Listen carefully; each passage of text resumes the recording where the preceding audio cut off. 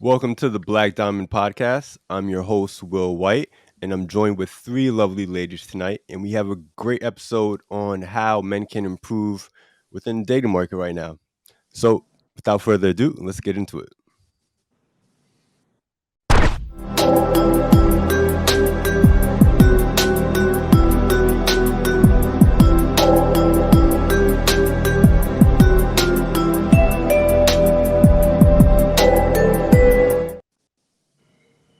All right, welcome to the podcast. A few announcements before we begin into today's episode. I'm trying to get to 1,000 subscribers. So if you guys can like, comment, and subscribe this video, that's much appreciated. Remember to follow me on Instagram at Black Diamond Pod and Twitter at B Diamond Pod. And let's start with the introductions of the ladies. If we could go around and start with Z, let's get into it. What's your name, age, education, profession, relationship status, and how long have you been in that relationship? Um, my name is Z or Zamaya, age 18, education, I'm a high school graduate. I'm not in college right now, and relationship status, I'm single. Okay. How long have you been single? Just 2 months. So you're coming out of a fresh relationship. Yeah. Okay. How long were you in that relationship for? 2 years. And why'd that relationship end? I got cheated on. Why do you think he cheated? According to him, it was due to him being, so it was long distance. He lives in Cali, but he was here. He was in New York, and we were going out for a year before he moved. And yeah, according to him, it was lack of sexual attention because he couldn't get it from me because I'm in New York, he's in Cali. All right, so yeah, it's long distance. You guys are apart. I mean, is that really cheating?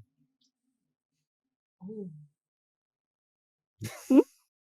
I said, is that really cheating? Yeah, both people are agreeing that they're in a relationship and it's being communicated that they're in a relationship and there's no communication that, oh, they might want to be with someone else. It is cheating. All right, let's continue with the introductions. Who's next? Okay. Hi, everyone. I'm Aaliyah, middle name Kachita, so that's how I'm here. Appearing as my middle name, Kachita. I'm 28. I would say that I'm dating. That would be my relationship status. I think I skipped over the third one. It was education. So I have some college, and a lot of vocational training. Hair trainer, hairstylist, personal trainer right now is what I go by. Dual profession. You're a personal trainer and a hairstylist. Yes. Okay. Do you work for? Are you like certified trainer or? Certified trainer as of last year, February. Oh, nice. Yes. And not professionally licensed as a hairstylist, but I've been working at a salon professionally. Okay. And what's your relationship status? I guess I date, but I'm more like committed to work right now, a little bit, slightly.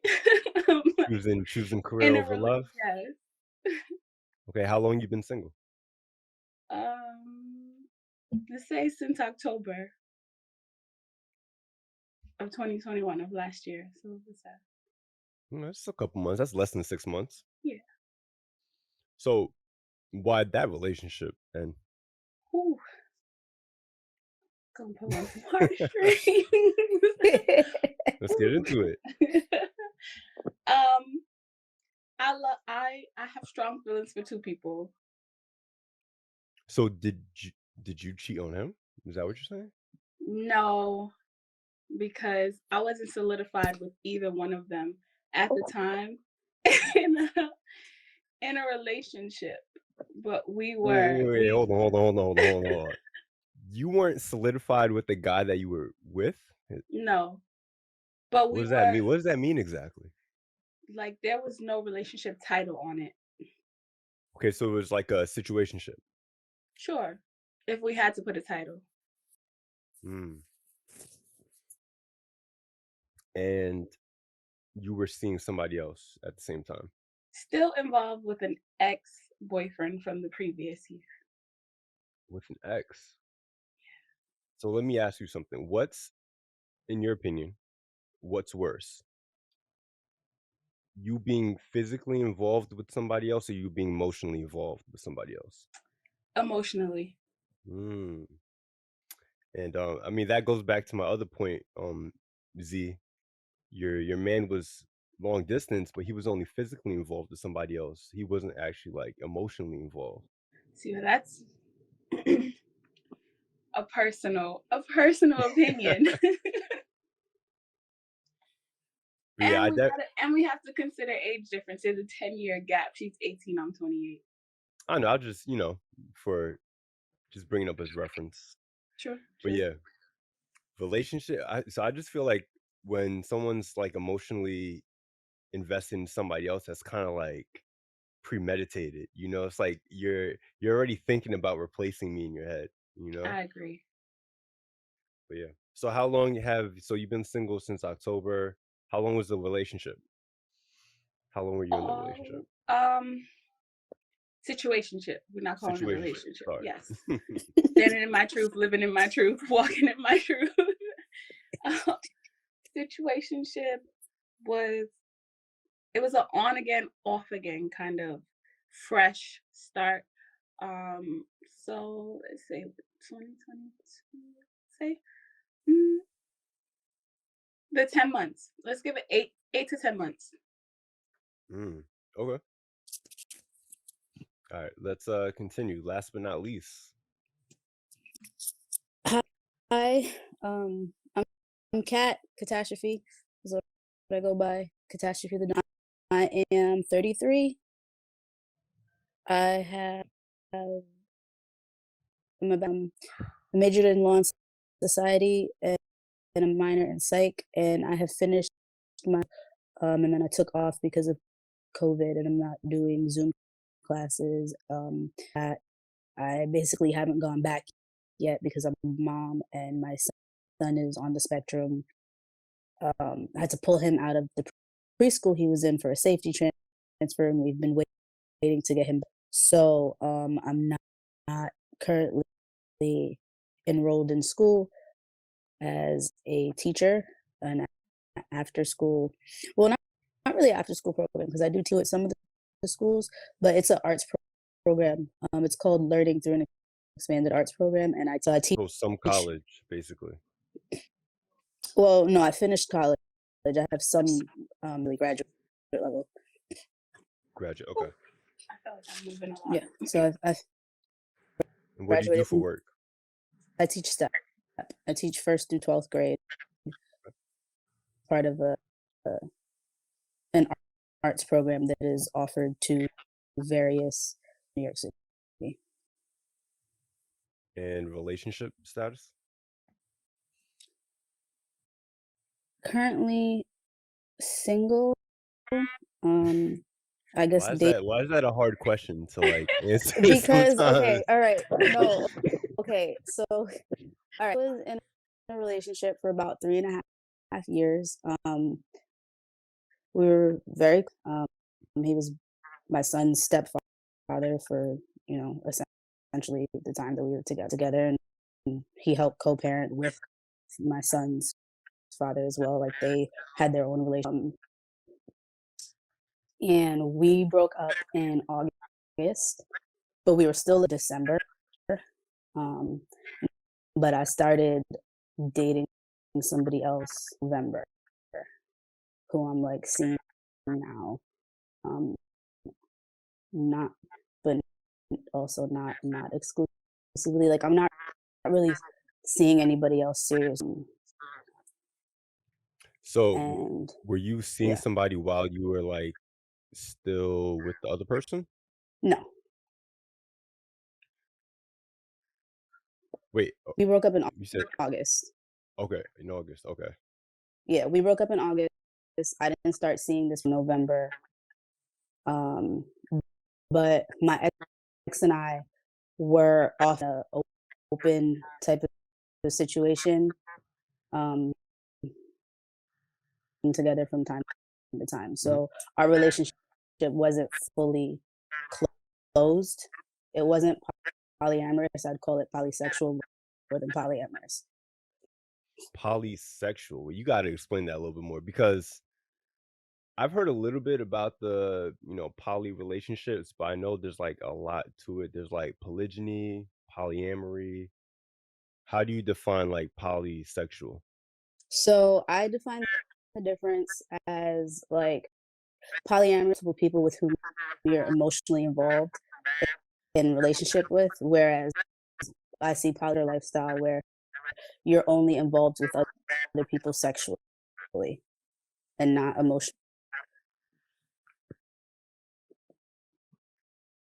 So, I mean, okay, so yeah, that's like polyamorous though, where you guys just, no, I guess polyamorous is where you have a relationship with other people. Yeah, Is that like the right. difference? Yeah. Okay. There's a little echo on coming from your mic. Okay, maybe I'll disconnect my headphones. Yeah. All right. So I'll get into the first question that we have for everybody. What are the 3 things you think men can improve on when dating? And let's start with Kachita. 3 things men can improve with Can improve on when dating. on when dating. So like what are they lacking right now that you're seeing in the dating That I'm market? seeing would be creativity, Okay. uh, communication, Mhm. and I would say probably time and schedule, like interchangeably those 2 things. Like time management, making time for you or something like that? Yes, or All just right. All right. What about you, Z? Um, I would say communication all around the board. And I only say this because as soon as you communicate, things improve like drastically. And I feel like with a lot of people these days, they don't really communicate or might be embarrassed to communicate when they want things different. Like, and I'm speaking from experience of me getting cheated on. I feel like people, or at least men, need to kind of communicate more because they're like, I feel like men are raised to not be emotional or whatever. So when they get into these relationships and stuff, they don't really communicate how they feel or don't have that like emotional like kind of intelligence that a woman may have. And if they worked on it or at least communicated with their significant other, because kind of point of relationship is to grow and all that stuff, then I think things would get better. Okay, I want to get into that, but before we do, just fix your mic a little bit. I want to get into the emotional Oh, intelligence. Yeah, try to either plug it in and back and out. But I want to talk about the emotional intelligence because you brought that up. What do you define emotional intelligence to be? Like, what is emotional intelligence in your words? I think it's mostly awareness of your own emotions and um kind of awareness of how it might affect other or how others affect your emotions. So it's just a complete overall awareness of your emotions, how you may feel. Hmm. What's an example of like a guy showing good emotional intelligence? I think a lot of men, even sometimes women, I won't really say this is just a men thing, but more or less men might feel some type of way about, something with a girl speaking to a certain guy or something like that, or just having a guy friend. And they might not want to say anything about it because it might make them seem like less of or kind of like insecure or whatever the case is. And I think it would be more better for them on their half to express how they feel in a way and be like, sit the partner down, be like, hey, I really feel some type of way about this or that, and just communicate how they feel. Say, this makes me feel this way, or whatever the case is. And once you can say, this makes me feel this way, and you show that you're aware, you don't even need a solution. I consider that emotional like intelligence. You're aware and you know what is making you feel away or whatever it is, and you're saying something about it. So would you say that sometimes there are certain things that, if you're in a relationship, you should already know about your person? No, So I think that in any relationship, in any given relationship, it is still at the end of the day two different people. So it's not your responsibility to know how they feel and stuff like that, but it kind of is your responsibility to help them understand how you feel. okay. So then they're not like making assumptions. So do you think if you're in a relationship, you should have well, you brought up the example of like guy friends, right? Do you Hmm. think like in a relationship you should have guy friends? I think it's perfectly fine for either sex to have friends like of an opposite gender. I just really think it's about how they're like, talking to them, because there are some people who really be out here like, this is my boy best friend, and then like they treat them significantly different than their other friends and also different than their partner, and that's like messed up. And then it's time to sit down and talk about it. Honestly, I'm going to say I don't think guys are even like girls' friends on like for real. Yeah, me On a either. platonic But I would level, like to think or that. Like most times I those guys disagree. really just me too. you disagree. So Disagree you think guys and completely. girls can be friends? Yes, Yeah. Really? You don't think yes. that guy Yep. wants to have sex Yep. with you to some degree or wants to be sexual with you? No. No, not all of them. But most of them, right? I would say How do you determine if a guy doesn't though? If 50% of them do? you have to figure it out as you go along, right? If it's somebody that you've been friends with for already know, right? You they've tried to test your bound comments, or they've made passes at you, whatever.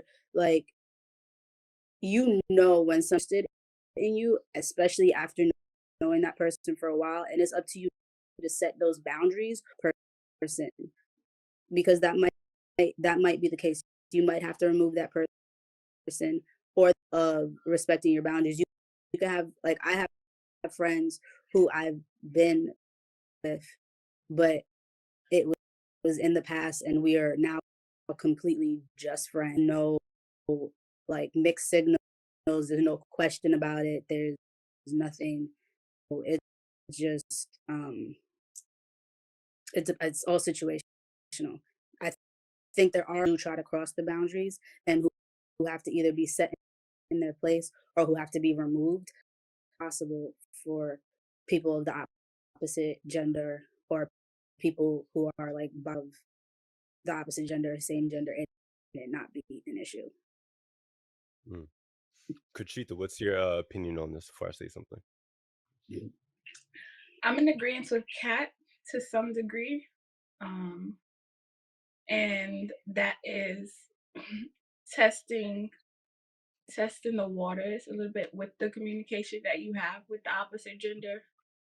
And also, in addition to what she said, like a piggyback off of what she said, I would say if they've never tried to make any passes at you, like, it's okay. I think it's miscrewed that there cannot be a friendship between male and women, because um some people taking it out of context, someone just giving you a compliment generally. Like, it's okay to get a compliment and just, still just not cross boundaries of trying to become intimate. Mm. So you guys do know that men can play the waiting game, right? Like they can wait in the shadows for the opportunity. I'm pretty sure you guys know this already. You guys have like guys who probably DM'd you or something like that, and they'll just wait until the opportunity arises Hmm. for them to strike, basically. But that's not somebody that you've been friends with. That's what I'm saying. Like, so for somebody, I was friends with them at a point where I was single, and they had that chance to try and that they played the waiting game, they tried it, or even times where like weren't going so well in my relationship, you could tell that's when they've been waiting. Okay, and now they'll make little hints. So you know who those people are. What type of benefits do male friends offer? Ooh, love that question. Ooh. Well, like for me, I grew up, I had my mom's side that I grew up with, and I'm very close with 3 of them. So I'm used to having like that male energy around me, and there with the guy and like talking shit. I also was in the military for 6 years, division that was heavily male dominated, being in the nuclear field. In time where I was the only female in my division. So being around that energy, and I didn't really have the option during that time to not. So you kind of make friends with people. Like I have friends from the military, guys who never once made it past, were never interested, not just friends. But then I have the guys who did try, and it's the same way with my friend.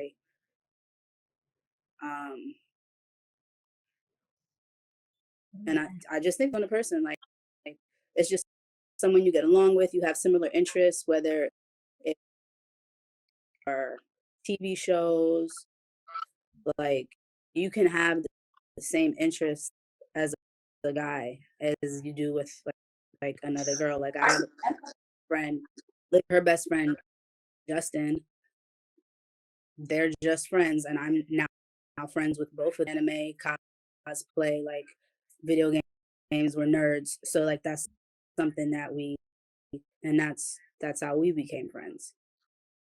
So it's like that masculinity.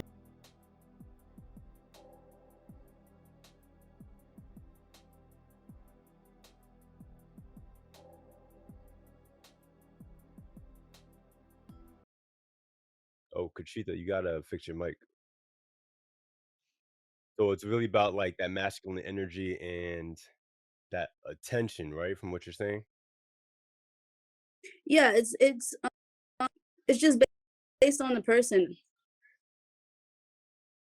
Okay. What about you, Z?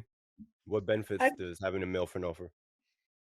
I feel like the benefits is the same as what a female friend can offer you, and it's just a simple friendship, companionship. Not companionship, because that's like more relationship term, but like, just the idea of having a friend. You can get the same thing from a girl that you can get from a guy, or maybe, a little bit pushed to stereotypes, a little bit of different things. Like, say you're into video games and stuff like that. You don't really like come across a lot of girls that like video games. Well, you do, but you don't. And, make male friends. Like y'all connect off of things that might be stereotyped to one or the other.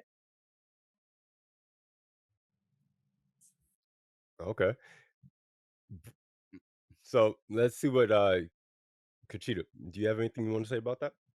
What benefits does your male friends offer you?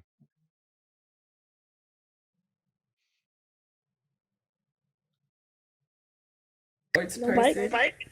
Oh. Is my mic on? Yeah. Yeah. Okay. Yeah, I'm wholeheartedly a sportsy, active person. So for me, it's like a little bit of motivation in that avenue, but also with guys, I just feel like I don't have to be so much like even though it's good like dating sense, but I could just be chill. Like I can be like You can be chill around them. You can be yourself. yeah. There's a little echo. Maybe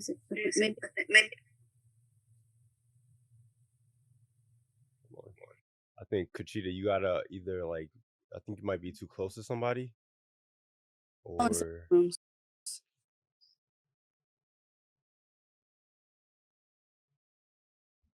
All right. So obviously, the male friend offers a lot of benefits. I want to spin the question around now. What benefits do you offer your male friend? Oh, can I start? Yeah, go ahead. I feel like I offer the same thing, like just my friendship. Like when it comes to being friends with someone, it's more or less just like we're offering one another friendship. I give them my friendship. Like I that's kind of that's my only thing How to do you say. define that friendship? Like, what does that mean to give friendship? To give friendship, to give someone to be there in case you need someone to talk to. And for me, most of my friends don't have that kind of essence of wanting to get intimate with me, so I'm lucky. I have male friends who like to confide in me for like normal things, family such things. Like it's more or less just being there for someone, but like not in an intimate way. Okay, so like So being a wait, hold on. So if you, oh, there's a huge echo. So if you asked your friends, let's say if you asked one of your male friends to have sex, you think they would turn you down? No, but wild. See what I'm saying? Are they really yeah, your friends? If you can honestly say that, are they really your friends? I don't know. I don't. I'm done it. All right, I, I moving feel like on. I have friends that I know for a fact was like, I want to have sex with you. They'd be like, Cat, you're bugging, chill out. But most of them would probably be with it, right? Now I got to think about my guy friends. Are you saying most of them I, wouldn't be with it? I, I feel like 30% of them would be with it, but that's my guy friends. And that's also, You right, said 30% wouldn't be with it? I think, no, 30% would be with it and 70% would not. I'm going to say 90% of them would probably be with it. But it depends on the person, right? Because I feel like I'm bisexual. I identify as non-binary. So I feel like that kind of plays into it differently because a lot of my guys can look at me and just see me as another one of the guys. All right. Okay. Let's see if Kachita's mic is working a little bit better. Is my mic working now? Is it okay? See, testing. Hey. Still an echo. Maybe Z while Kachita. Let's see.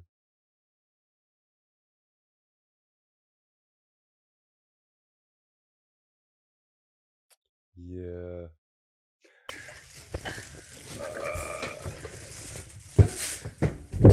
Oh my gosh.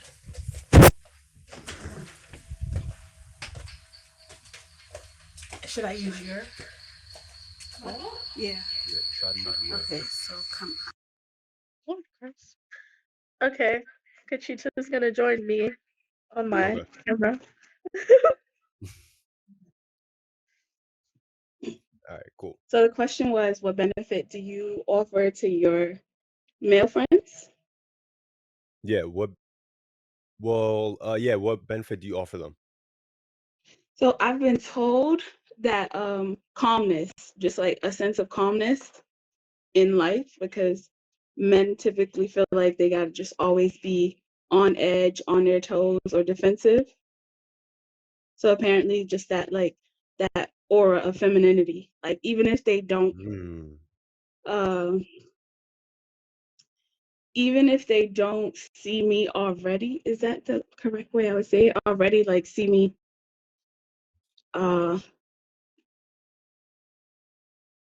like I don't know, like I So don't know how to word that. you offer feminine energy, right? Yeah, like softness for them. And softness and Yeah, peace, right? yeah. Calmness, peace. Wouldn't you say that's a trait that men kind of desire in women that they're attracted to? And Yes. if given the opportunity, those men would want to have sex with you? No. I would say yes to the half portion of that, but then if given the opportunity, not all. I wouldn't say not. I wouldn't say all. No. Most of them would want to do something with you. I'm being naive about it. I'm just saying, those sound like pretty good traits. If you can offer peace, feminine energy, softness, why wouldn't they be attracted to that as a man? Okay, they can be, but it doesn't always have to be like to the extent of wanting to be physical. But I'm saying if the opportunity is there, don't you think they're gonna strike on it? You always have to set the boundary to not let it get there, which begs the question, are they really your friend? That's Oh, something I to did think have about. some, Something to oh, think but about. that's okay. But yeah, yo, let's move on. What are what are three qualities in a guy when you first meet him that you look for or that you're attracted to? Let's start with Z since she's off camera. Let's bring her back. Hi. Me mostly. I'm attracted to intelligence. Um, Okay.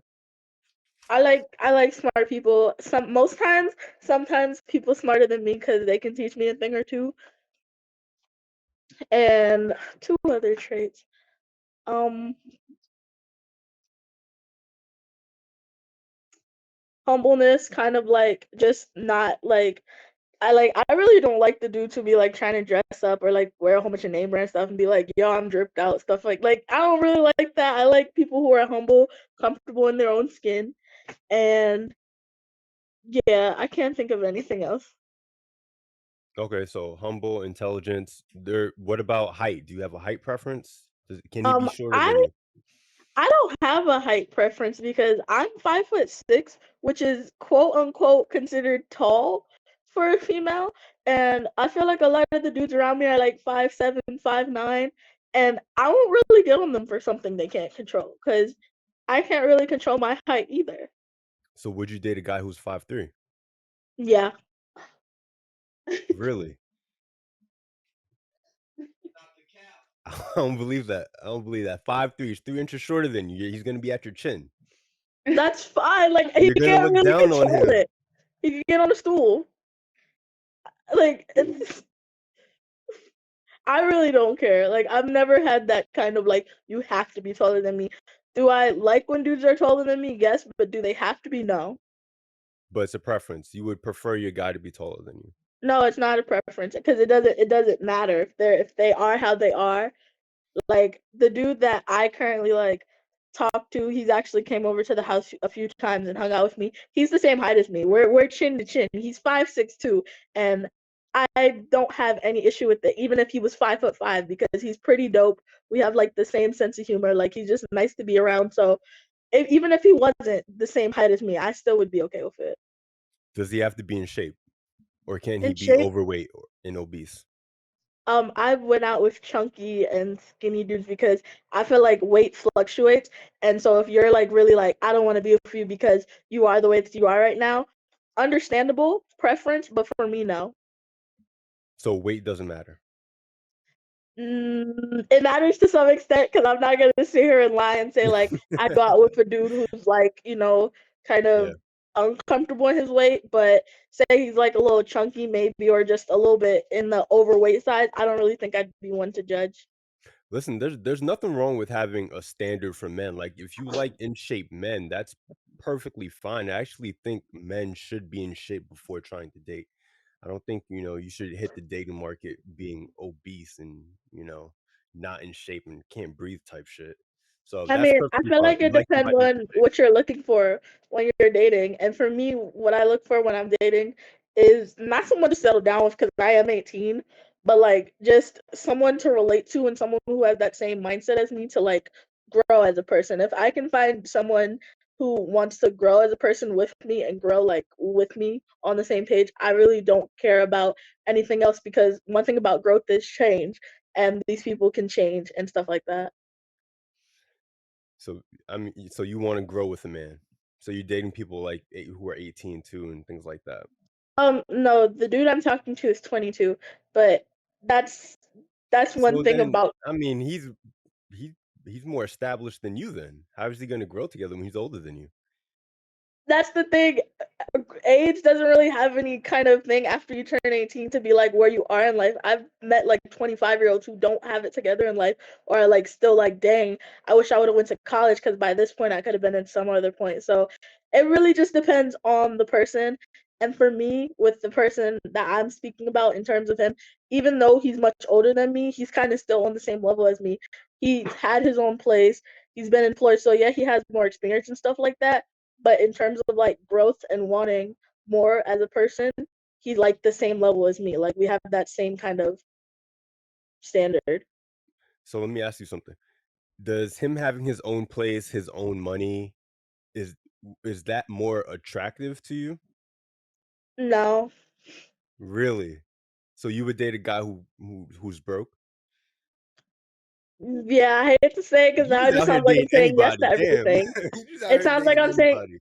it's not anybody actually though, because for me, I'm really not like for me, I have to know the person for a long time to even want to really give them that kind of attention. That's why I kind of said what I said about my guy friends earlier. Like, I said yes because I feel like the way that I get close with them, like I said, that kind of comfort that I give to them, yeah, they would feel more like that because in a way they look at me like, not a maternal sense, but like just a, you know, I don't really know how to explain it, but I'm gonna Like a turn the sport, camera. a safe place.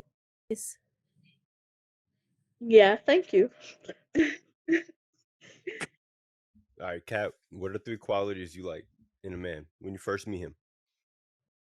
Intelligence, confidence, comfortableness in their own being, like being okay with like being vulnerable, being okay. Being vulnerable. Yeah. But when you first meet him, you can't expect him to be vulnerable. So like what are some things like say you were to meet a guy at a bar.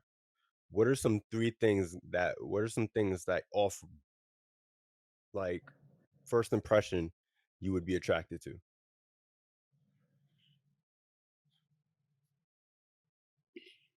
How they dress, Okay. because You I gotta have style. I'm not, it doesn't have to be style, but you have to like style, but you you can't be like sloppy and disheveled. It has to go with your personality kind of. Like if you're like punk rock type, then that has to be like you can't just like it can't clash if that makes sense. Cause then I'm gonna be like really who you are, or you trying to like put off what when that's not really how you feel or what you align with. So the style has to match his The person, personality to some degree. yeah, yeah, Okay. absolutely. What about height? Is height or weight a preference for you as well? Wait for skinny guys. Um, but I haven't had guys that I was attracted to who were like Winston Duke type status, like you know what I'm saying? Like Mhm. if I'm with it. But for the most part, looking at my past, really attracted to skinny guys. As far as height, I'm pretty I'm 5'2", and the shortest guy that I've ever been in was maybe 5 foot, but the guys that I've been involved with were 6 foot or taller. So you would prefer the person you're dating to be taller than you. For them to be taller than me, but it's not a deal breaker. Okay. And for him to be in shape and not overweight. Correct. Okay. All right. Last but not least. I'm muted. So, 3 qualities. It's so funny because I was on my phone and I was trying to find truth in my answer. That's But all we want over here. 3 qualities from previous dating history for me is confidence. Okay. It's hygiene. Okay. That's important. You gotta And smell good. yeah, smell good. You have to look clean. Like, okay, but hygiene, no. I don't even want it to be like smell, look good, but someone who is meticulous about details of their hygiene. Explain that. Go into that. So meticulous, such as um, you might add something to your skincare routine that someone would have never thought, like a foot scrubber in your shower. Like some meticulous things that you're keen to just to keep your fingernails. That's that I was gonna say that, but that's so common. But yes, little So meticulous things. clean skin, good fingernails. Yeah, yeah, Can he bite his fingernails, or is that a deal breaker? that would skeeve me out. That would be annoying to me because we carry too much bacteria in our fingernails right into your mouth, and no, I don't know. No, no. All right, fellas, biting your fingernails is a deal breaker. Don't do it. Deal breaker. That's a far stretch. It just you might have some type of anxiety thing, but If he has am I anxiety, that means he's lacking confidence then, right? And that exactly, would that wouldn't be exactly. attractive either. So mine are confidence, hygiene, and the third one, qualities. Oh, family oriented. So off first impression though, what would be the last one? First impression, you just met this guy. Okay. Swag. Style. Yeah, style, swag, like your approach, your way Mhm. of communication, like your swag is gonna go into it's gonna go further if I continue. So swag, like how you approach. So all right, good thing you went into that. What's like the best approach you've experienced?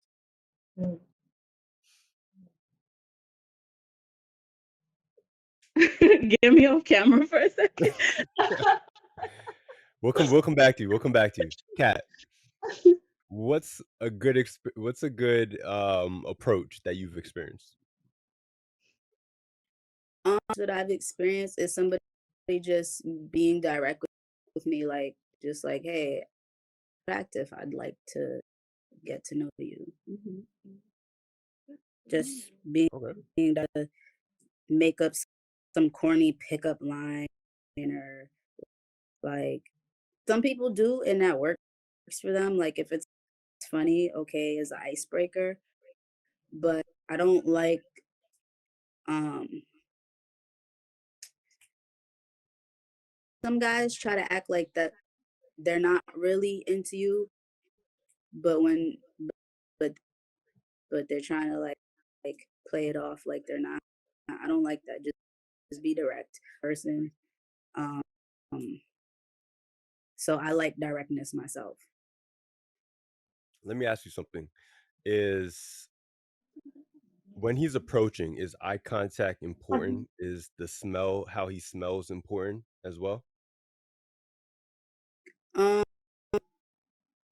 so let's say I run into somebody and I'm meeting them for the first time, and they didn't shower at the gym because they're like going home to shower or whatever, or like playing a sport or whatever. I'm not gonna hold the smell against them.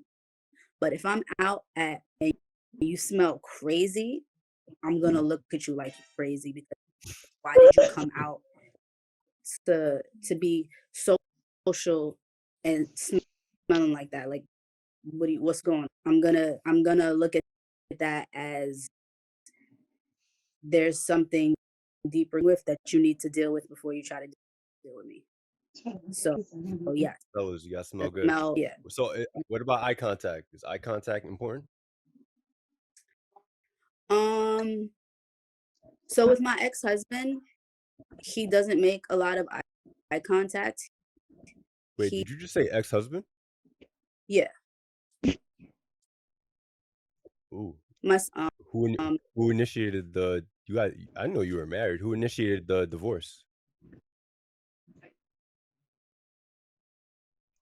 Say again. I did. You did. You did. So my previous relationship is not my ex-husband. I was with my ex-husband before the one. So the relationship I just got out of was not with my ex-husband. Okay. He was the one before that. All right. So eye contact's important, but also you like the cheesy pickup lines too, right? You're with that. Line if you're being direct about what you want. Like don't make a cheesy way far out, because that doesn't make, like, it has to make sense, and the delivery has to be done. But as far as eye contact, like I was saying, like it so much, like my ex-husband doesn't make a lot of eye contact, and that never bothered me.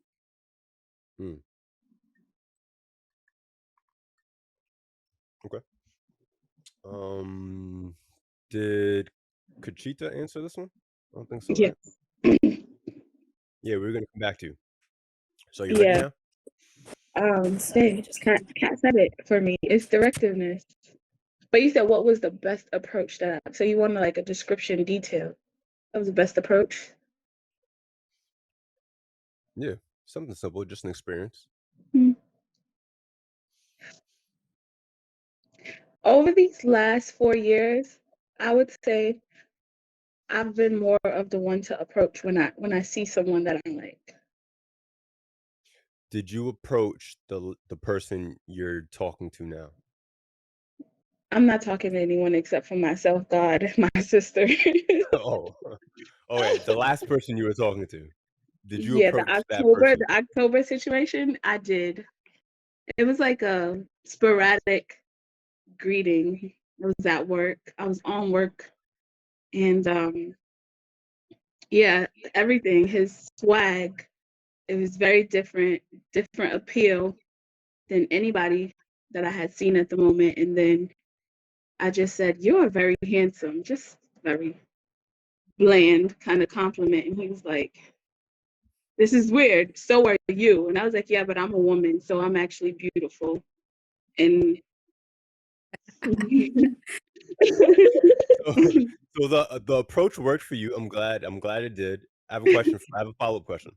Do you think more women currently, like in the situation we're in, should go out and approach men more often that they find attractive? if I feel that they should, yes, shoot your shot also. Why do you think that they don't? Because or do you think that they do? Do you think that women shoot their shot a lot? The woman that I know, yes. I know direct women. I know women who are confident, who, yeah, they go after what it is. They are feline in this jungle. Okay. So, yeah.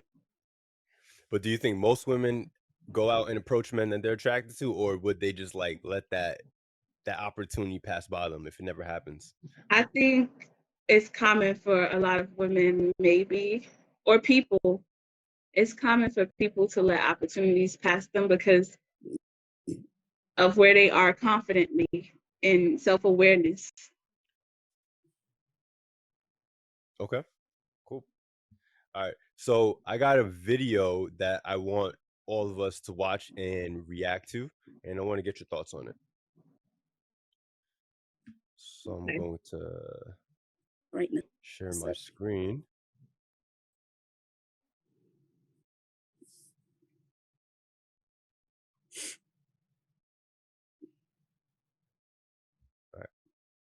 has circulated the internet.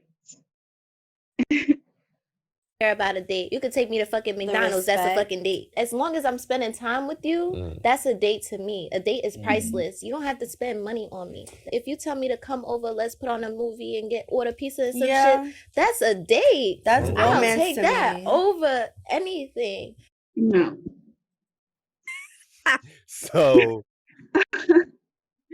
So she said a date doesn't need to be expensive. She's willing to go to McDonald's. Let me get your thoughts on that, starting with Kat. So, Say again? I was not expecting to go first, but that's fine. Wouldn't mind like McDonald's or whatever. If we're talking and getting to know each other. I don't like movie date until we're like further in, like, or the beginning, like first few dates. I don't like movie dates because we're just sitting there not to know each other. I think it would be better to get to know each other a little bit more and then go see a movie together afterwards and be more comfortable with like critiquing it together. The first date, for me at least, I feel like as with it being a little bit shy and awkward on the first date, so they might not really open up and dig in as much as they would once they're more further along in knowing the person. And I wouldn't count. No, actually, I'm not gonna say Are you going to McDonald's on the first date? Yeah, I said yeah, I would. Yeah. Okay. Yeah, I don't have a problem. Wouldn't want to do. Make what?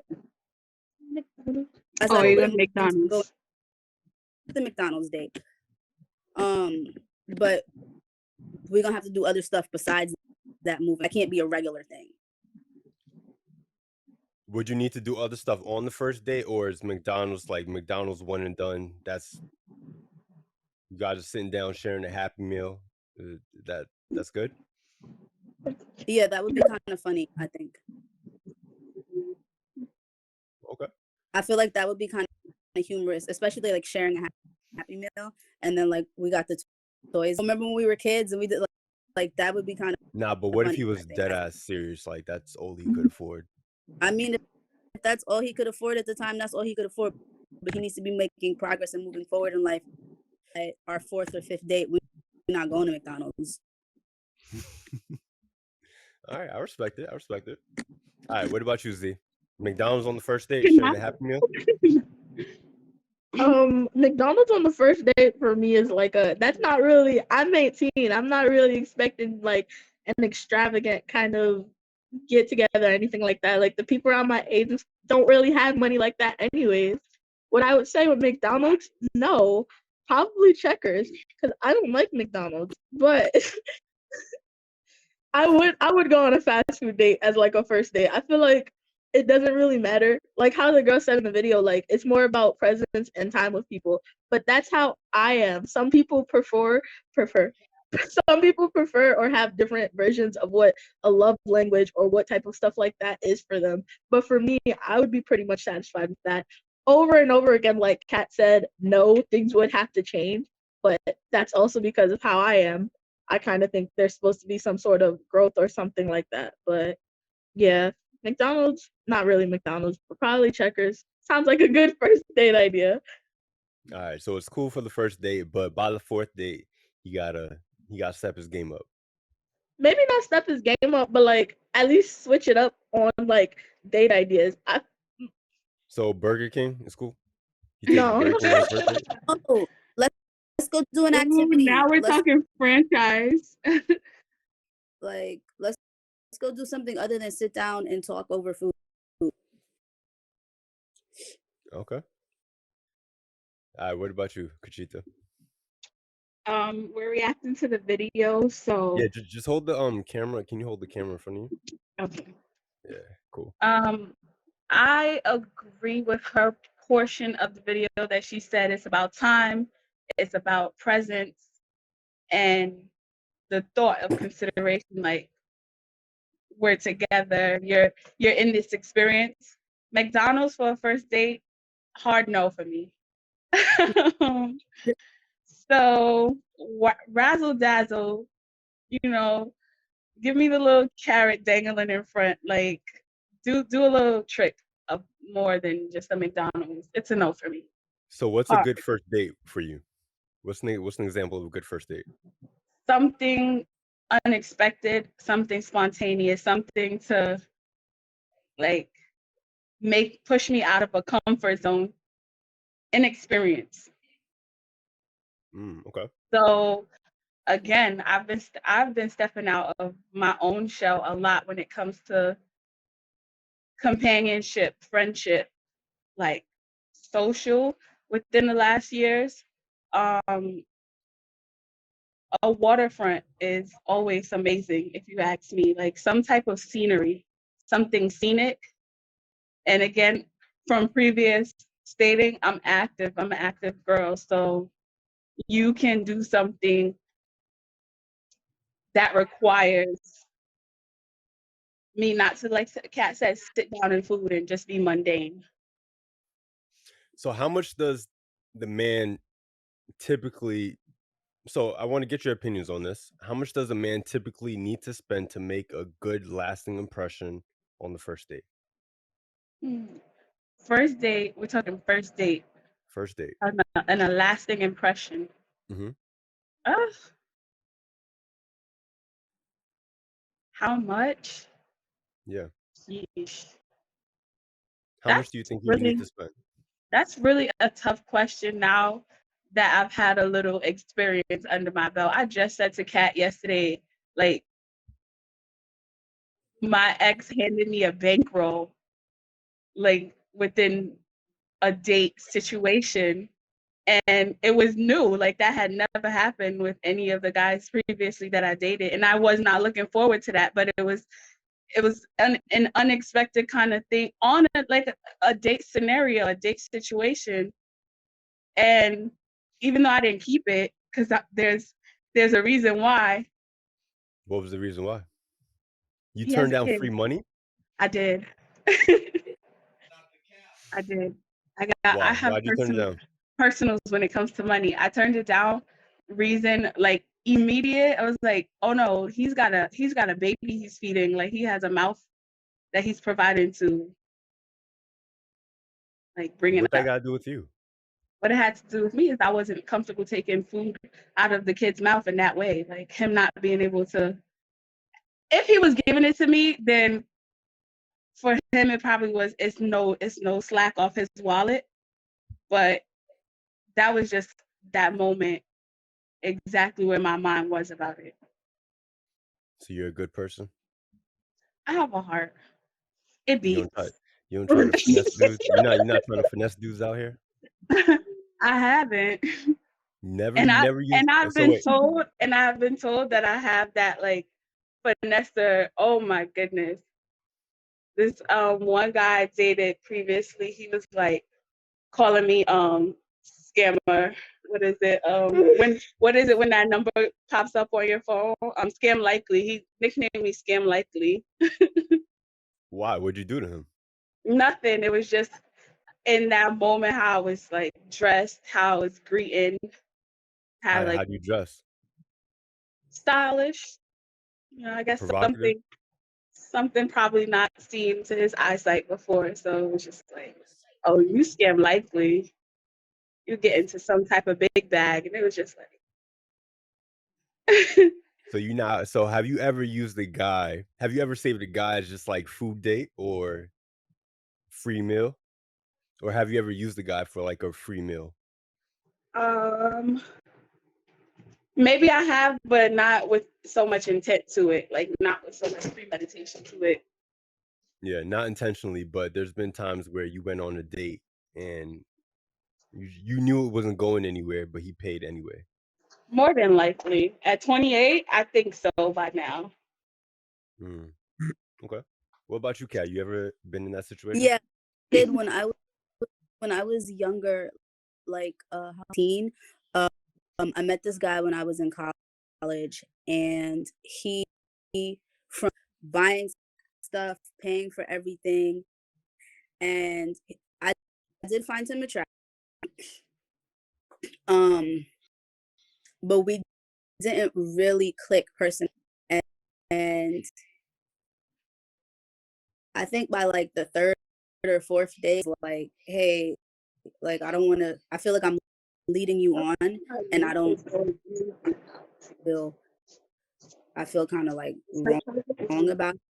Like I'm as invested spending on me. When did you know? When did you know you weren't feeling him? I was gonna say, but I knew by the second date. So why go on the third date? I was like 19. I'm like, stuff he's buying. Wait, hold on. Stuff, like, say it one more time. Go back to the beginning. He was paying for stuff, like not just food, out to the mall, and was like buying me clothes and stuff. So I was like, you know, this is what you see in TV and movies, and so I was like, all right, this is like what I should expect. But the second date, I was like, I'm not really into him like that. But I let it continue because I was like, maybe it could build, maybe I could start to like him. But 2, 3, like it was like the fourth. Yeah, nah, I'm not really into you, and this isn't. I don't want you to keep spending money. And I tried to give him all the stuff back that he bought me, but he didn't want to take it back. Yeah. So do you think that's like manipulative to some degree? Absolutely. Yeah. But there's Absolutely. like, but would you say like it's his fault for like buying you all that shit to begin with?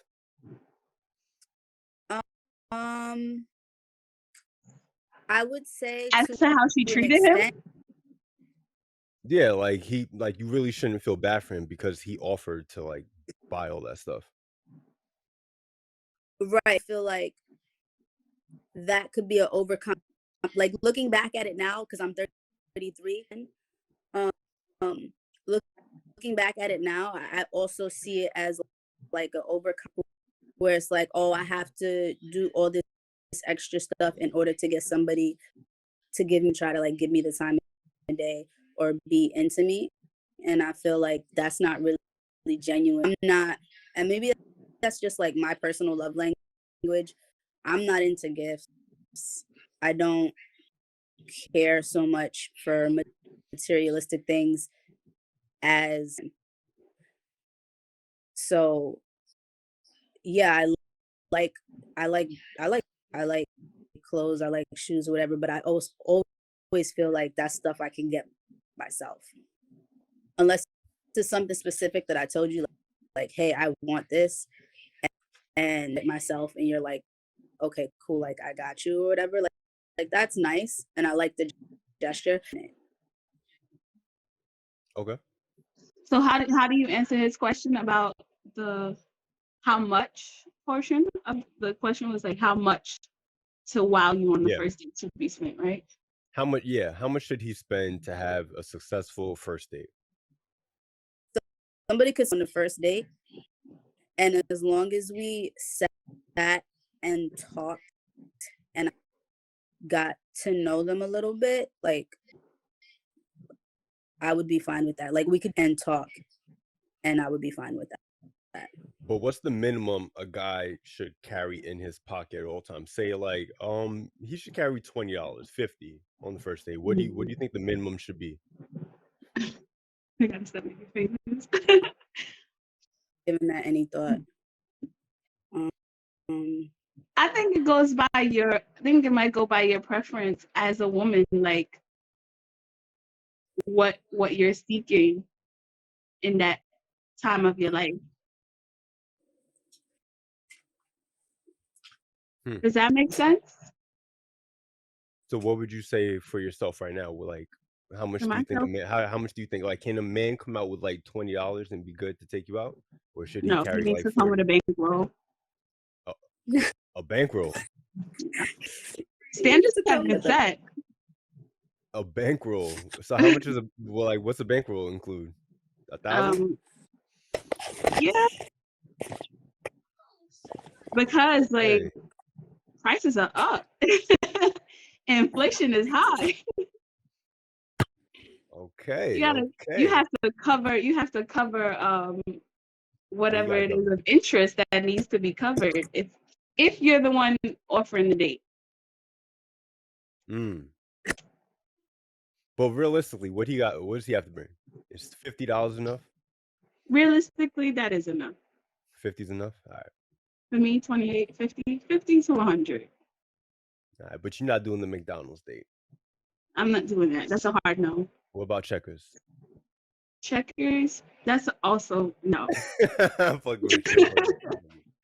All right. Would you say most men that are in the dating market right now, most single men, are they dating for a relationship in marriage, or are they just dating to date? They are dating to fuck.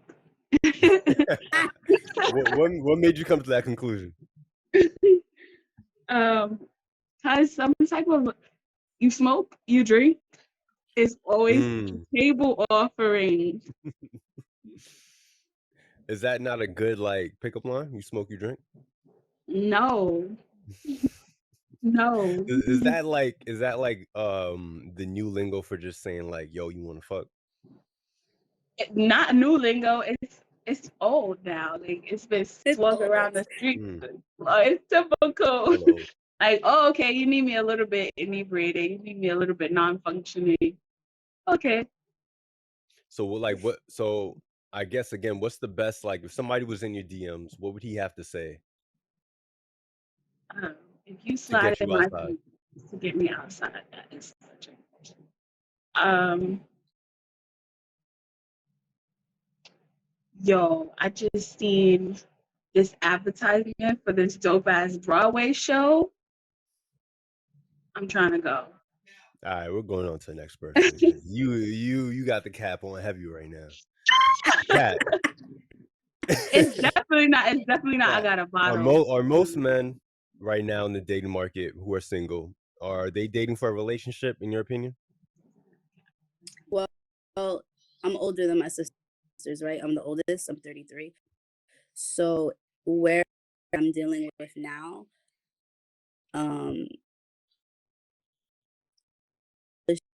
in their career are dating and further and build a family. But those who are not aren't in like who don't have a stable source of income, they're usually just fuck. So you're saying the ones that are stable are looking for a relationship, but the ones that are broke just want to fuck. Yep.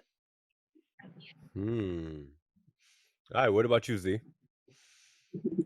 I agree with my sisters. I think most dudes nowadays just want to mess around. But I say this because how I met the dude that comes over to the house every once in a while, how I met him off of this app where you talk to a whole bunch of like kids maybe around your age, a little bit older than you and stuff. And I can say my whole entire inbox is filled with a whole bunch of dudes who only want to, mess around or something like that, because you make a profile and they can see your face or they can see whatever you post. And I feel like most of those dudes aren't really like, oh, want to talk. A lot of them have directly like started the conversation with, oh, we should definitely like mess around or something like that. So yeah, I don't feel like too many guys are looking for relationships nowadays. I don't really know, like how Kat said, the ones with money or the ones without money. I don't know how to decipher it. I just know some of them are and some of them aren't. Okay. All right. What about all right, so let's flip the script right now. Let's reverse it. Would you say that most of the women out here are dating for a relationship, or are they dating just to fuck? Women around my age or, a little bit older might be looking for dudes to use for money, because honestly, that's just kind of how a lot of the people are, like, the whole hot girl phase and all that. I feel like maybe not too many of them are looking to settle down or don't feel like they need to settle down around my age. And it's true to cause, like, you don't really need to decide by my age or a little bit older that this is your person forever, but all depends on the person. Okay. What about you, Kachita? Women who are single and what what their dating purposes. Yeah, or would you say women in the dating market right now are looking for a relationship, or are they just looking to, have sex? I think they're looking for the experience. So if that includes Explain. if that includes having sex, they're looking for an enjoyable experience. If that includes being in a relationship, they're looking for a new experience outside of what they've previously already seen, dealt with, finagled, however. So an experience, but not a relationship. Yeah, probably not so much a relationship. Okay. Until they start to be satisfied by the little things that are to personal interest. So like until they find a guy that they think they can settle down with? Is that what you're saying? Right. Because I feel as though people are very much opening now their minds and to awareness of like self, more so self-awareness of, do I even love myself enough to want to be in the company of somebody else? Okay. And what about you, Kat? What do you think? I think that kind of what Aaliyah said. I feel like a lot of women right now are looking to be entertained. They want to go out and do on dates that are more than just sitting at McDonald's. They go out and go see a show, like she said, or go rock climbing or something, go on a helicopter ride like that. But it's not necessarily that they want to be in a relationship to go out and have fun and get pampered. Yeah. And also with in mind of being taken care of sexually as well, because there's a lot of there's of women being able to be more open about just liking sex and that being okay, and not having to have the shame attached to it of like there's a shift moving from that kind of outlook being more acceptable for women to just be like, yeah, I just want to fuck what's up. No, I agree.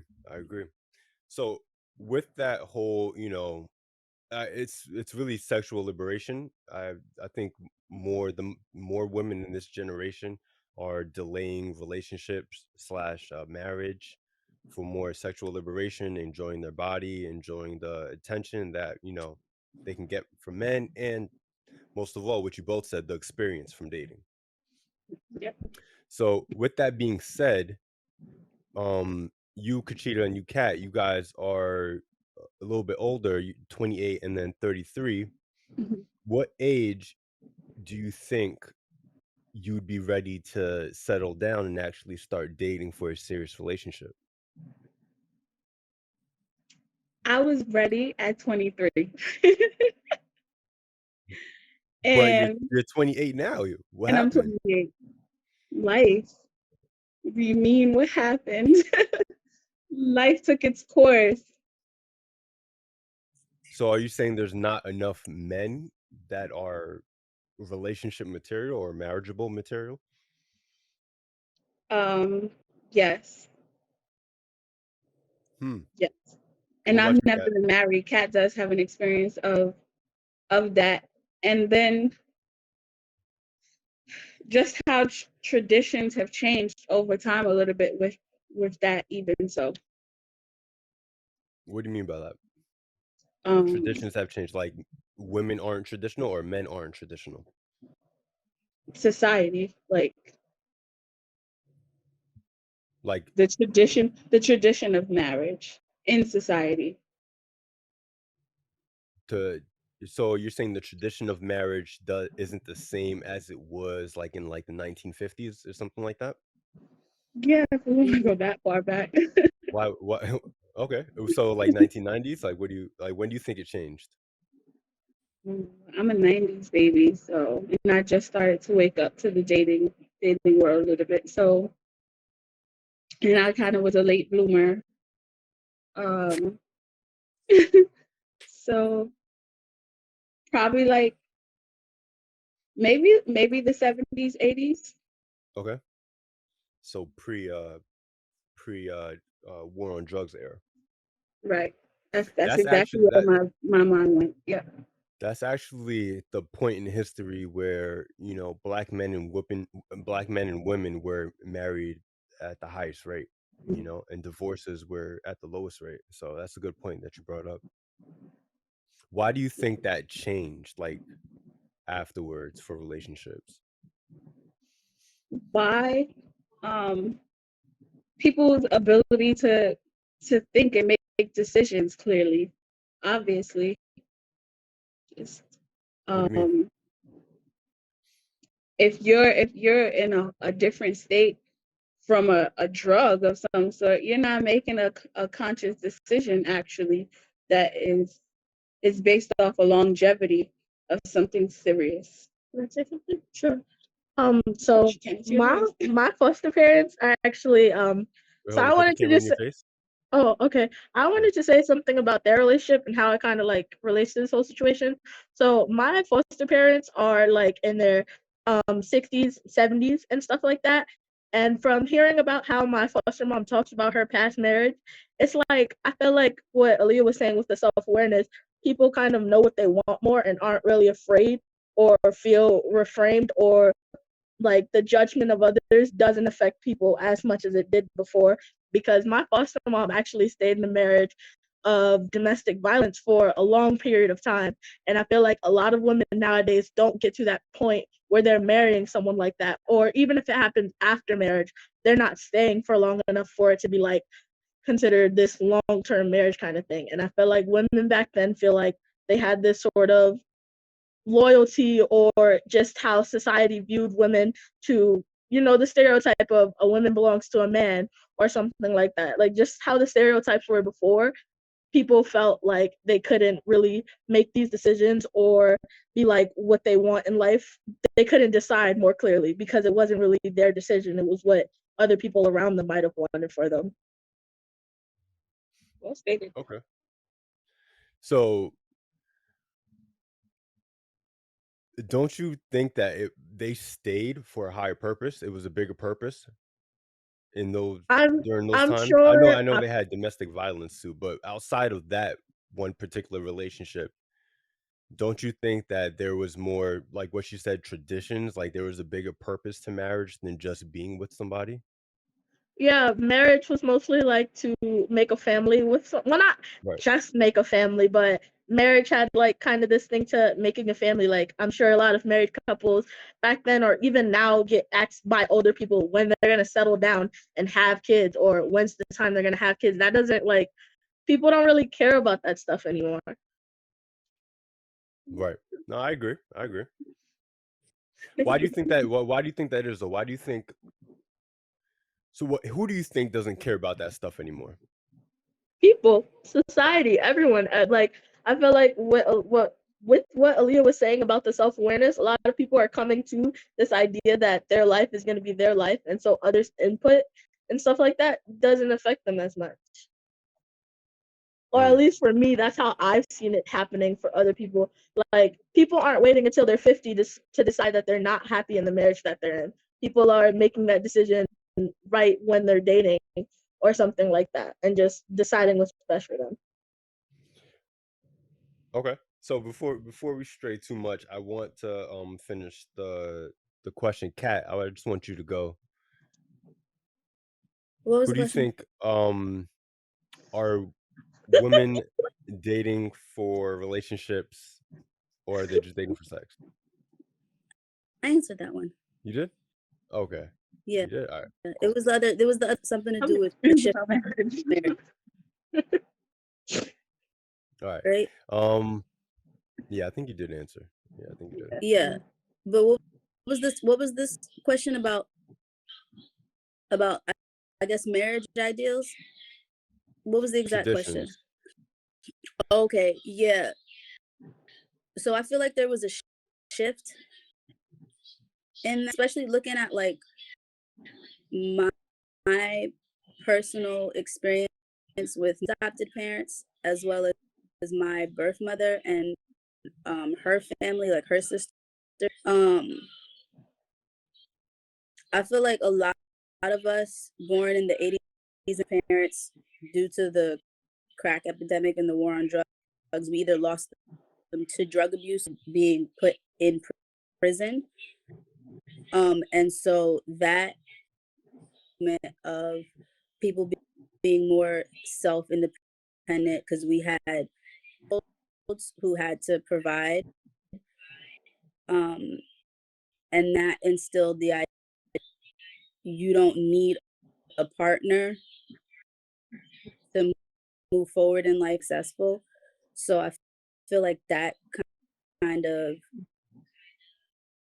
impact on where people move forward with marriage. But then like my adopted parents, they're almost 50 years, but they're also a lesbian couple. So that experience for them, because a lot of people they went there for Stonewall. They went through the whole marriage being legalized versus it being legalized in the United States. So they got, but their marriage wasn't recognized in all 50 states until 2015, the year that I got married, which was my second. We don't count the first one. So I feel like there's been a shift in that, and there's also been a shift of people being more career oriented, and because children can be a financial burden, not every parent emotionally, and people are being more open about being like, hey, it's okay. Not everybody has to want to be a parent, and it's becoming more that also informs the way that people view marriage and unionship. Yeah. Okay. There's a little echo on your mic, so I'm gonna go to one more video, and I want to get your opinion on it.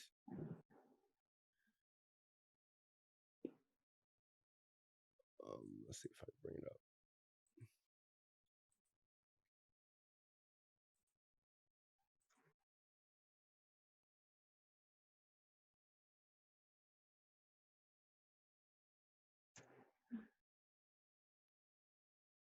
Just have fun.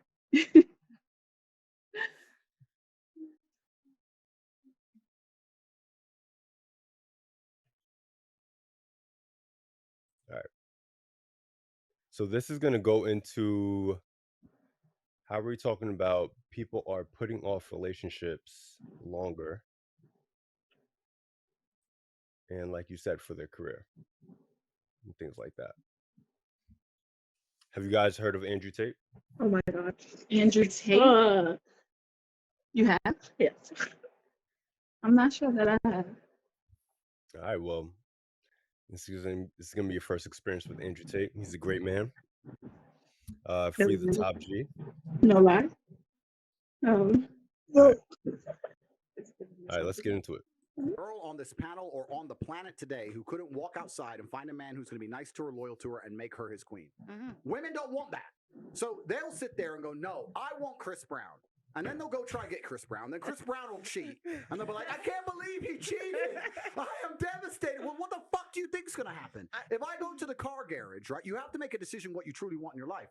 If you truly want to just find a man who's going to look after you and take care of you, you're going to be his queen, he's going to be loyal. You can find that all day, but you're going to have to settle to a degree where a lot of women perhaps are not prepared to do that. You see how women act. They'd rather chase a fraction of a real G's time than have 100% of the time of a fucking dude who they don't respect at that level. And it's kind of like going to a car dealership. You walk in there, if you want reliability, you can get a Nissan. But if you want to get a Ferrari, it comes with headaches. It's going to come with problems. So when girls say to me, "Oh, you know what, Andrew, you should be loyal to that," men like me don't have to be, and you know that. There's not. So that was the man Andrew Tate, Free the Top G. He basically talked about how women can get the nice loyal men if they really chose that, but that's not something y'all really want. What do y'all agree, disagree? Disagree. Disagree, why? Who in their right Take a breath. who in their right mind doesn't want someone to be loyal to them? Or damn, but loyalty. But then you go after the Chris Brown type. What's wrong with Chris Brown? Chris Brown's a millionaire who has millions of options. Why would he be loyal just to you? Because you stand out and you're one of one. And that's why. Like, I've met Chris Brown, like, briefly in my childhood, on a basketball court. So do you think if you were in a relationship with Chris Brown, he should be just loyal to you? Okay. I don't put restraints on people. And so you don't care if your man cheats? It's not, no, of course I do, because I care about STDs and I care about health and I care about wellness and stuff. So that stuff is in association with cheating. Mm-hmm. So absolutely, I would care if someone is breaking a boundary of physical intimacy. Yes, I care about that. That's a care. That's a necessary care. It also piggybacks of what I said about my qualities, liking hygiene. That's very much a concern, a care. So to the question, why would Chris Brown be loyal to you? He's a Ferrari. You need to date a man who's a Nissan, which in Andrew Tate's term is the average man. If you want reliability and stability, you need to go date a man who's a Nissan. Why would you date? Okay. Wait, put the camera back in your face. Why would you date a Chris Brown and have expectations for him to be loyal to you? Exactly. I wouldn't have expectations, but it's not mind blowing. It's not something to put out of your mind that somebody is capable of that. Like, that's demeaning yourself. That is. He might be capable of it, but what's the probability of him being just loyal to you? He doesn't have to be. He's a Ferrari. Okay, well, to me, are we really talking about me? Or to any woman, honestly speaking, to any woman. To any woman. He's Chris Brown. Mm-hmm. Probability? What's the possibility, or what's the reason that he should be? Why would he need to be just loyal or monogamous to you? He's a millionaire. He's a superstar. He's known worldwide. Thousands of options. Why would he just be monogamous to you? So if he cares about himself, and if he cares about his millions of dollars, and if he cares about his legacy and anyone who attaches to him, or if he cares about himself, that's why. I don't get it. He does care about himself. Like he cares about his health. So he can still use protection and all that. Why does he have to be monogamous to you? If that's the agreement that was made and you respect yourself enough to be honest with yourself and your partner, because if you can't be honest with your partner and say, you know what, I don't want to, you don't respect yourself enough and you don't respect them enough, and that makes you a coward. Then just say that and communicate that with your partner and come up with it for that type of relationship. And if your partner is not with that type of relationship, then you should not be with them, because being loyal to the agreement that you made with them, then you're being dishonest. So if you want a relationship because you're a Ferrari, that's that's fine. Then uphold the fact that you're a Ferrari, be a coward, be a man, and admit that. That's why you should do it, because Why does he that need to makes you a admit real. that when you know off rip? I mean, you don't know off rip, but you know that You don't disagreement with me. you know what type of man you're dealing with already, right? Right, me, and you respect You're yourself. putting in the Then intention that he should. if you don't want to be honest with your partner about that, then that's the reflection on you as makes you a coward. So if you're really a man and you're really about that, then go ahead and be about that and be honest about it.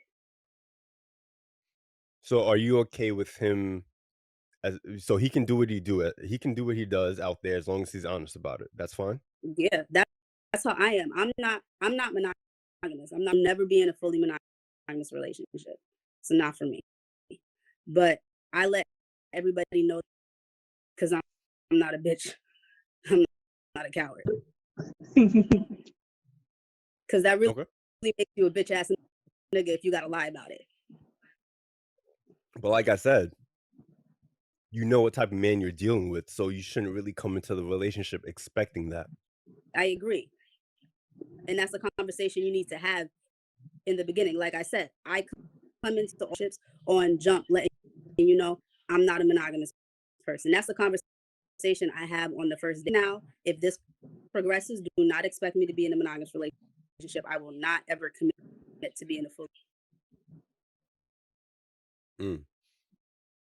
So okay. What about you, Z? Do you have any thoughts on the video or what Andrew Tate said? I don't necessarily agree with it, but I might be biased because I don't necessarily like him. So why don't you like him? I don't like him because of the way that he kind of puts this narrative that it's like always a woman's fault in a way, like how he was saying in the video, like how she decides to be with the Ferrari. Or for me to simplify it, what he was saying was girls choose the bad guys and then the good guys like just get ignored or whatever. And like to say the way that he said it was just so like subjective to a certain group of people, or just coming for a certain group of people, and it's like, why are we not talking about the loyalty of the men around it? Because I mean, it's not subjective to a certain group of people. I mean, it's subjective to women. He's saying that women ask for reliability and stability, but then they date someone who you should already know won't give you that. And then in a way that's their fault, but it's kind of like, why can't Chris Brown give stability and reliability if he's a millionaire? Leave Chris Brown alone. Because he was the pinpoint guy who and you know how I feel about Chris. So had felt about Chris. So he was the star pupil guy who got, used as the example. Yeah, he can give those things. Financial stability is a thing, and reliability of resource and income. So he can give those things. That's not. I'm not saying he can't, but why go into the relationship expecting those things? You should go into the relationship expecting that. Just put the camera on her one more time. Go into the relationship expecting that he's not going to be monogamous. He's probably going to have other women, but if you are his main priority, you're going to get certain benefits that differ than those other women on the side. I feel like, and I had this problem with my most recent ex, because I told him from jump, I'm not like I said, straight up first date, brought it up. Anything in a relationship on either side, you should not expect. I was about to pull that quote. And that's a fault that people have in society. Like he had all these expectations of me that he never brought up. And then when we were out, he had a problem. And I'm like, this is how I've always been. This is how I relationship. Why would you think that's going to change when we're in a relationship, when you didn't address to me that was a boundary that you wanted to set? You should never have, You shouldn't have set expectations. You should have conversations and establish and what your comfortability is. So, like I said, communicate. Like, if it's communicated prior to the relationship and then you still go into the relationship, then that's a different situation. But if it wasn't discussed and you're kind of expecting loyalty from the other person or something like that, then if it wasn't discussed, it's not really their fault at the end of the day. True. Everybody's fault, because you shouldn't have. That's a big problem we have. People expect monogamy, and to be honest, humans aren't really a monogamous pushed because of how religion has taken over and centuries has shifted and changed. But there are a lot of cultures in which standard, and so it should never be taken, but because it has become the standard, people expect it without having. A lot of people end up cheating or getting cheated on because they don't have these conversations. So people aren't comfortable to bring up the fact that they don't want to be monogamous. So ashamed, they're scared of being told no their partner, when really they need to just face the fact that that partner may not be the right, because they can't provide the loyalty, and they can't provide like being monogamous, and being honest with that. People will go on for relationships that So wait, they don't let me ask really you something. have the correct dynamic. If the man in the relationship, say a man and woman in a relationship, the man is protecting her, he's providing for her, sharing his resources with her, you don't think that he should expect monogamy from this woman that he's with? Correct. Unless communicated. You should Really? Well, when it comes to So he's giving her Sorry, protection. He's giving her protection, providing for her financially, emotionally, and also sharing his resources with her. But he shouldn't be there expecting monogamy from her. no. should Interesting. Neither of them should expect monogamy if it wasn't specifically in a monogamous relationship. And that's, like I said, that's the problem. People have in their minds that monogamy is the standard, and that's not all. Assumptions about your partner that you haven't discussed with them, and that might, when it comes up later, now it's a problem. I think that's a discussion that people need earlier on in their dynamic and their dating and that is a topic that doesn't come up enough early on, and then it becomes a problem later, because just really emotionally, you know, that doesn't mean that they'll have sex with somebody else. That doesn't mean that you're not gonna, you meet somebody, y'all click, there's this intense sexual energy, and you just want to fuck them for the night. Just because you provide protection and support, financial support, emotional support, that doesn't change who I am as a sexual being. So why do I have to subscribe to that when that's not what I want to do? I'm limiting Wait, hold on. So do you think with that mindset, any man should realistically like consider you for a relationship? That just doesn't sound like a good deal. Like he's giving up he's giving up so much of himself, and you're basically just doing whatever you want at the end of the day. So giving up myself, because he's giving up so much of himself. Right, but we're both, if we're in a relationship together, then we're both giving up parts of ourselves. We're both providing fully, emotionally, financially. We should be both like, I don't want to be in a relationship on somebody financially that's obnoxious, because what happens when I should be able to pick up the slack so that we're still good. We should both be in that manner. That's not to say, like, if I'm in a relationship and let's say is like one person is paying majority of the bills, the other person should pay that in the event that something happens.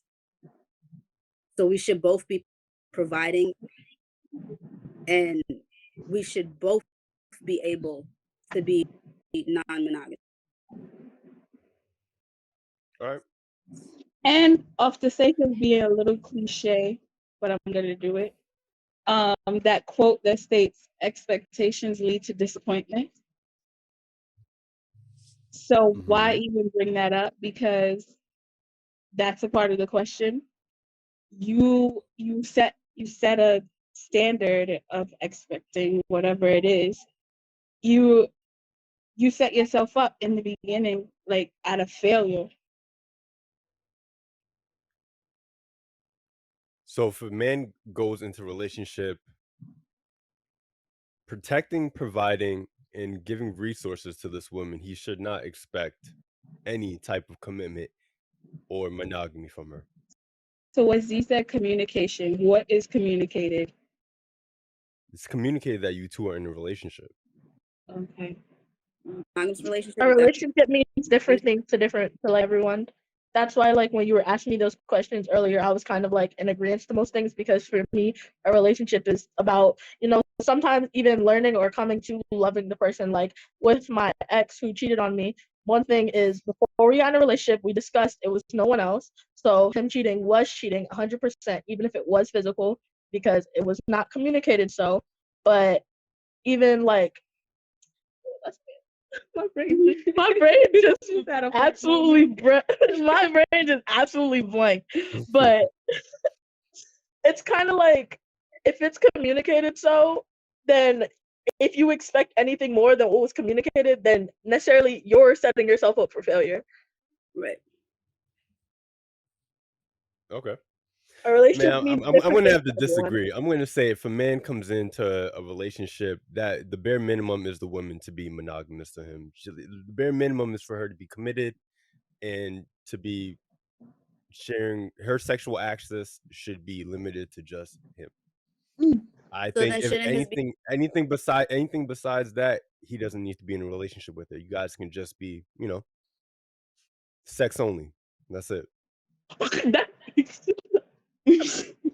shouldn't What are you gonna say? if you're expecting for her to also be monogamous? Yeah, I mean, if you guys are in a relationship together, yeah. Okay. That's because of your idea of a relationship, though.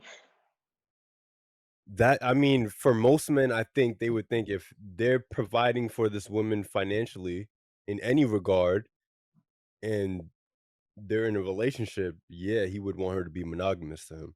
He wouldn't want her fucking other dudes. Like, that's fucking crazy. You might as well just be single at that point. Into the lifestyle, swingers lifestyle, poly lifestyle, because you will find in many long-term couples who are a-okay with their people.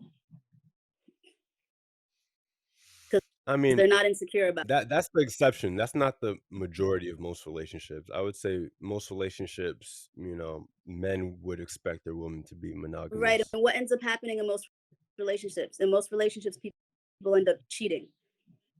Or breaking up.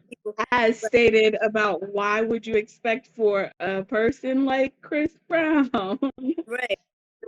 The Ferrari. To not expect that, you shouldn't have expectations. So I feel like, but it's different. It's different it's different if Chris Brown is dating someone, right, in a relationship, which is very rare. He rarely gets into relationships. You think he's gonna get into a relationship with the woman who's fucking other dudes? He's Chris Brown. I don't know. The woman would know off rip that if she's fucking with Chris Brown, she's gonna have to only have sex with him.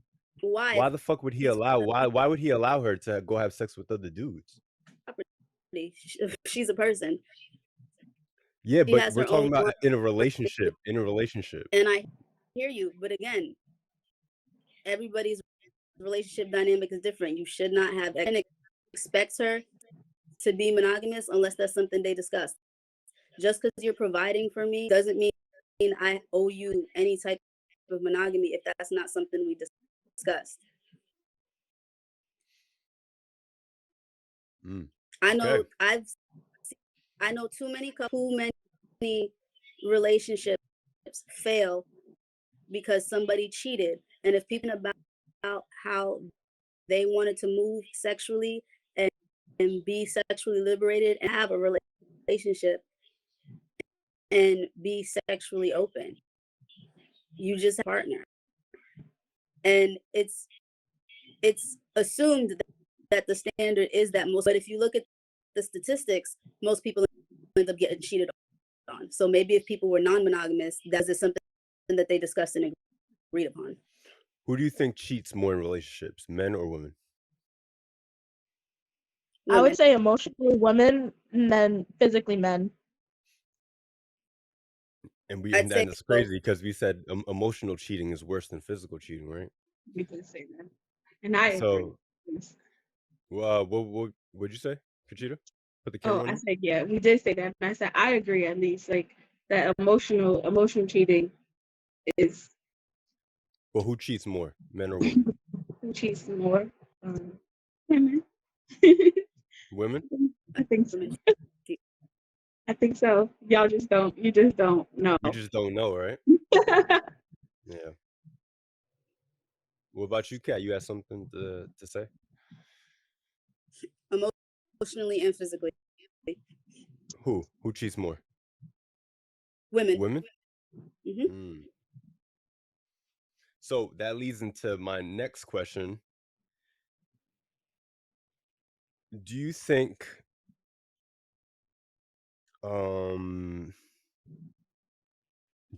men commit to women in this generation? Or what reasons do you think why men don't commit to women in this generation? They are so scared. They're so fragile. But I mean, after what you guys said, I would be fucking scared too. Like, I get into a relationship and I can't fucking expect monogamy. Like, that's fucking crazy. And then y'all cheat more. Is there not like a logical reason for men to like be wary of relationships nowadays? Yeah. There is, right? Yeah. You guys add anything else? That the playboy, fuckboy lifestyle has glorified. Because like you're talking about, Chris Brown is like the Ferrari, monogamous, but there's bums who still cheat on their girlfriends who are providing for them completely. So anybody could cheat. But why is that? Why do those bums cheat? Because they can. Because they have certain characteristics that other women want, right? Other women find attractive. So so you're still not looking at that man as he's a Nissan. He's still a Ferrari. Because other women find him very attractive. But what Andrew was saying in that clip is that women aren't chasing the good, loyal, stable guys. They don't want those guys. They don't want the nice guys. They want the men who other women are attracted to. And right, you're gonna have those non-monogamous problems. Right. You're gonna have those non-monogamous problems, but those could be avoided with a conversation. No, those could be avoided by choosing the Nissan. Right. You could choose the Nissan. But the Nissan could eventually cheat still. Wait, what'd you say about black men? No, I didn't say anything about black men. Okay. Black men don't cheat. I love the energy. Black men don't cheat. That's black men don't cheat. But I was saying you could choose, and then down the line get bored, and when if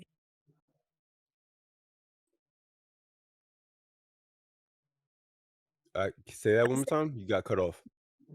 I was saying, like, you could choose the Nissan, and then you get bored, you end up cheating. And I think that's a lot of the reason why women, they chose the Nissan and they got bored with it. Okay.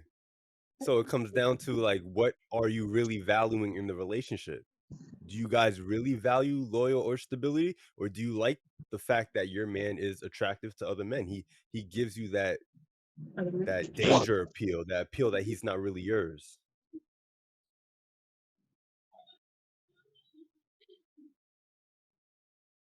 Yeah, but I'm giving that too. All right. So let's turn it around. Do you guys have any questions for me, or how you think, men think, or how we should move in the dating market? Anything like that? Why are y'all afraid? Wait, just put the camera on you. Put the camera on you. Yes. Why are men so fearful these days? Like, Fearful I of what? mean, like you had a question about, do you think that men are afraid, or why do you think that they are not getting into relationships? And I said because of fear or having apprehension. These are realistic conversations that I've already had so much over and over and over. And my question would be, why do you allow for those previous experiences to linger so long that it stifles you? So you're saying, if a man, like, gets hurt in a relationship, why does he let it still affect him? Yes. Or the decisions about what he will or won't do in the newer ones. So the way I like to envision it is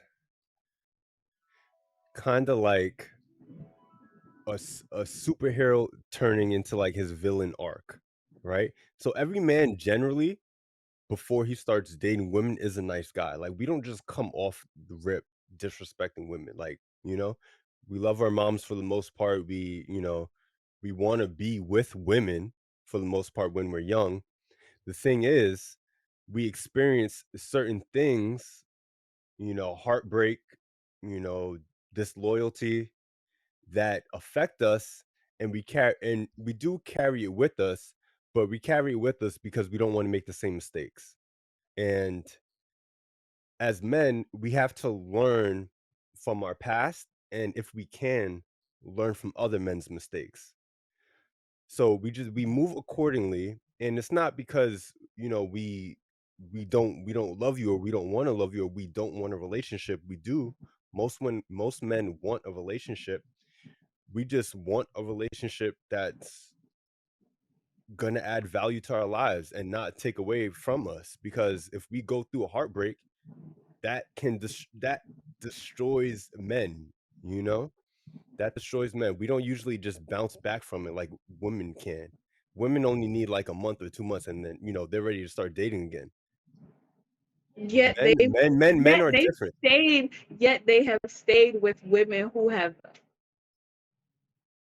scorned them, and timelessly, over and over and over again. So whose fault is it? But that's because it's the men's fault. But it's because the man doesn't value himself. He doesn't see himself to have that many options to choose from. So he's probably a Nissan. He doesn't have as many options as Chris Brown. He's not the Ferrari. So he can't his interior is My question to you is, why allow Wait, hold the on. Let mistakes? me just explain this point. Okay. He's not the Nissan, right? But Chris Brown is the Ferrari. So if I don't someone like cheated, Ferrari. if someone cheated on Chris Brown, he's going out. He's finding somebody else. He has the options. A regular average guy, the nice guy, he's the Nissan. he doesn't have that many options, so he will stick with that girl who has hurt him and has scorned him and has damaged him because of the lack of options, the lack of he doesn't have the abundance mindset. And that's what this podcast is all about. So I want to give men the keys so that they can develop that abundance mindset. And hopefully, you don't have to become a Ferrari, but if you can become a BMW, shit, that's good too. You know what I mean? So it's all about improving yourself and having standards within yourself and for the women that you date. Okay. And I was gonna and I also have a question about this whole car reference thing too.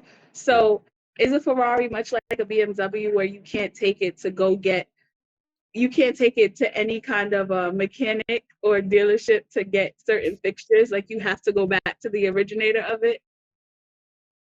All right, so a man who's like a BMW, he has the potential to cheat, right?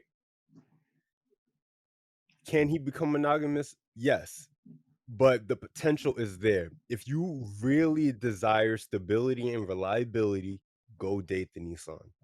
That's all I'm saying. Go date the Nissan.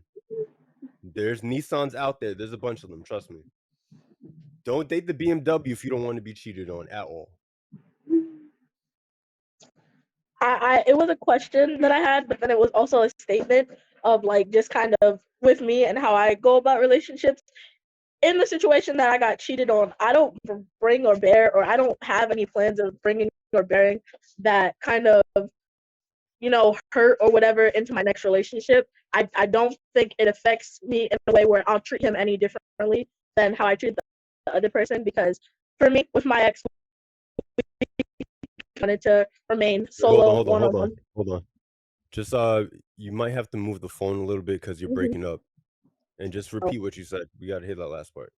But basically, if it's communicated that it's a one-on-one relationship with someone, whatever the case is, like, why bring that into a next relationship and like kind of let it affect the other person? Like, why let someone else's mistakes affect how you treat someone else? Why don't you give them a fresh start or a fresh slate or something like that? You're saying that men don't give women a fresh slate? No, like how you were saying, the fear of making the same mistake again. That's fine. That's how people are. People make mistakes. They burn themselves. They learn from it. But my thing is, you don't necessarily have to always like kind of pull yourself back in a way and be like, I need to stop doing these things because this is what led to my failure. You need to acknowledge that they led to your failure, but also, see other ways that they can improve instead of taking out or extracting it, like how you were saying, like, I'm in fear of it happening to me again. Well, I would say if you're dating a man who has pulled back emotionally, I would say it's your job as his woman to figure out how you can get him back. I mean, yeah, in a way, if that's what's communicated, but the same. Part 2 on that note. If you feel like your man is pulling back emotionally, then that's 100%. That's your job to figure out how you can get him back, because you've acknowledged something that's going on with him, and if you really truly care about him, you would figure it out. I mean, but that's not really what I said. I was kind of just going off of what you said earlier about men not wanting to repeat the same mistakes and then kind of refraining themselves from doing certain things in order to avoid that happening again. Why do that? And instead of going about it in a different way, because then that also like stunts you in a way from growing in your own relationship, and that's not the other person's responsibility. Heartbreak hurts us more than it does you. Like I said, women can bounce back from a failed relationship. I mean, it only took you guys less than 6 months to go back on the dating market. When men try to recover from a heartbreak, the minimum is at least 6 months. You guys can do it within less than 6 months. So it's different. I think it's the emotional maturity to be able to accept and be like, this thing made me feel this way or whatever. It's the lack of options. Men don't have as many options as women do. Realistically, the average man doesn't have as many options as the average woman. That's just how it is. Our DMs aren't getting blown up, right? But if we post a thirst trap, we might get 2 to 3 DMs. If you post a thirst trap now, you getting 10 to 30 DMs. Like it's different for us. You know what I mean? So our bounce back takes time, and no man wants to go through that bounce back after committing financially, emotionally, investing into this woman. We don't want to go through that. I agree with what you're saying, that men don't have as many options, but the only factor into why they don't bounce back as quickly, because they're taught to deal with their emotions and be open and accept how they're feeling, is he said, because they don't have the emotional intelligence, and because they're not allowed to be as emotional, to touch with their emotional sides, and that also informs how they bounce back, that they don't have as many options, which also goes into what we said earlier, whether or not women are first to initiate, because I feel like a lot of women like sense of entitlement that, oh, he needs to chase me, he needs to come, he needs to come out, come after me, and that limits, because everybody has the fear of rejection, have their trauma from their past relationships informing how they move forward. They have their trauma from childhood informing how they react to things, as we all do, men and women. So with all of that combined causes the problem. But I feel like the main issue is the way pushed and presented in society, and what the what's it, expectations, the gender role expectations are.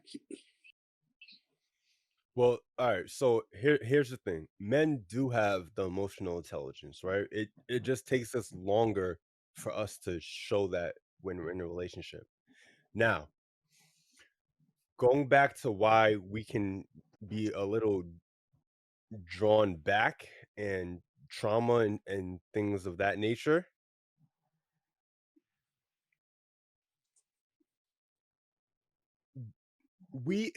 Initially, most men are going to invest in women financially, right? And I know you guys say, oh, you should only carry $50 on a date, or you can take me to McDonald's, but realistically it's going to add up to be more than that. So we're risking a lot more in most situations than women are. We don't usually expect women to pay for dates. We don't usually expect women to come in and buy the stuff. So when you take all of that into consideration, there's a lot more at risk for men at play when we get into relationships and when we say we want to commit to this one woman. So every move has to be calculated, and every move has to, you have to make the right moves, or you could lose everything as a man. Right, I agree, but that's what I was saying, what the gender roles and expectations are, because we have these expectations that the man is supposed to be the protector. Yeah, He's but supposed those to are not provide. going to change. Let's be real. Those No, those aren't I going to agree. change. That's what that's what the I guess, like,